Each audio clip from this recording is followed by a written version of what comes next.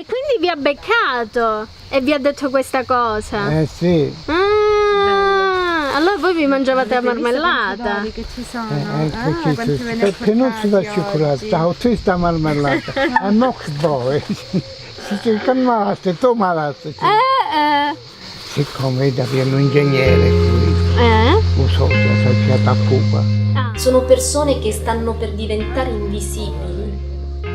Quando avvengono qua diventano protagonisti del loro esistere, della loro esistenza.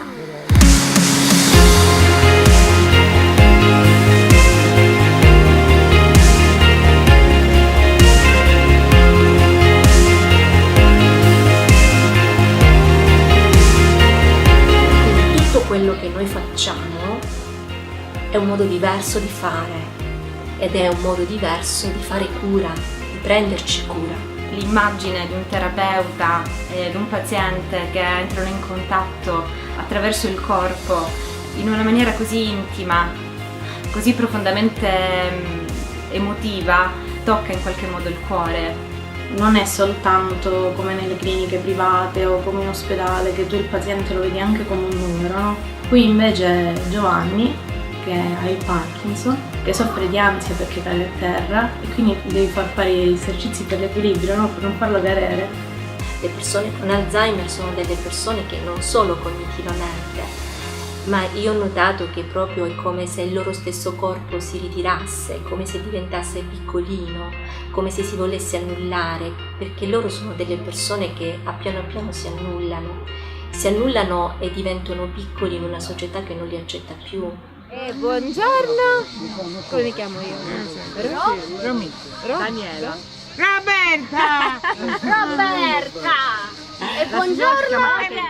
Io non ho più il mio nome qui, mi chiamano Antonella, mi chiamano Virginia, mi chiamano in tutti i modi, ma ognuno di noi.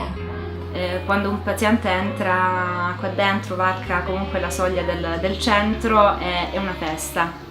Diventa una festa perché ci si abbraccia, ci si bacia, ci si saluta con affetto. Il paziente che dice sì, voglio fare terapia, non mamma mia è arrivata la fisioterapista, ma mi fa fare tutti gli esercizi, invece qua no, qua è facciamo la bicicletta e allora vedi il paziente che va alla bicicletta e ride perché finalmente riesce a fare la bicicletta, no? Mentre prima non ci riusciva. C'è tanto in quello che si fa. C'è il sorriso di un anziano, c'è il sorriso di un disabile, c'è la capacità di dare attraverso il corpo delle parole che verbalmente non si riesce a dire.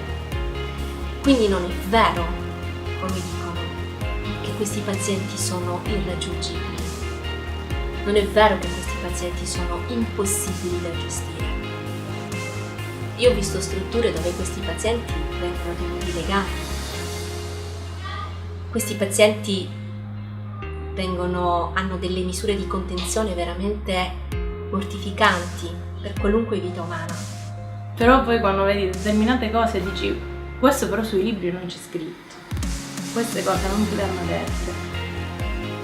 E tutti dicono sì, sono degli eretici, però è bello questa eresia, guarda, proprio bello.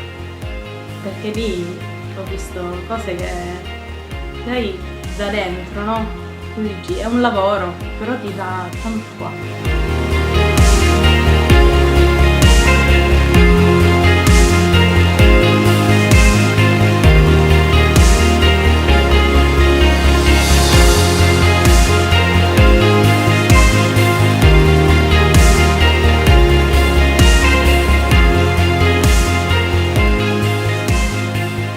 Quindi sono persone grandi, scritte persone con la demenza, non persone piccole con la demenza grande, cioè sono persone che non si avvicinano alla loro malattia, cioè che non fanno della loro malattia la cosa principale, sono persone che convivono con la loro malattia nella maniera più dignitosa possibile. Questo è il concetto che deve passare. Aveva tempo di studiare, mi pare, capito? E poi delle fesserie. E chi era Pupa? La ragazza, Mm. che era la nipote La nipote di questo ingegnere. vicino Santa Caterina. Vicino a Santa Caterina si no. trovava, ho capito.